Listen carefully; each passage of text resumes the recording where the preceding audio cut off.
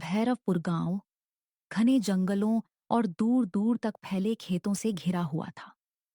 जंगल के किनारे मौजूद पुराना कुआं वर्षों से गांव का सबसे बड़ा रहस्य बना हुआ था।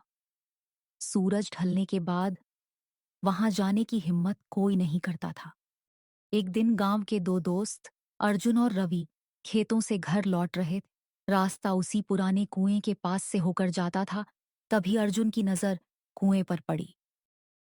रवि, क्या तुमने कभी इस कुएं के अंदर झांक कर देखा है?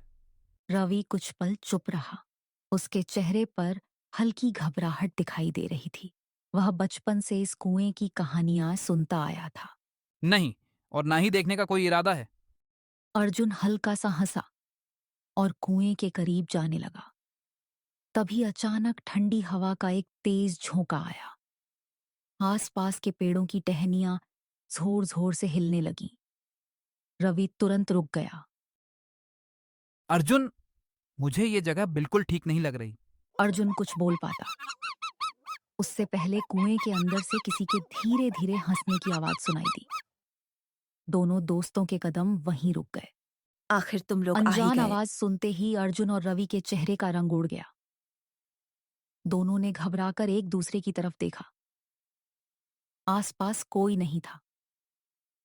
कुएं के चारों ओर सिर्फ अंधेरा और सन्नाटा था।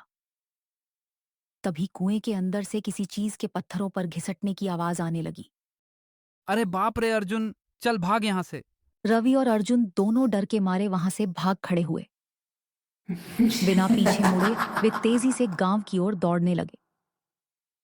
उनके दिल जोर जोर से धड़क रहे थे और दिमाग में बार बार वही रहस्यमयी आवाज गूंज रही थी जो उन्होंने कुएं के पास सुनी थी।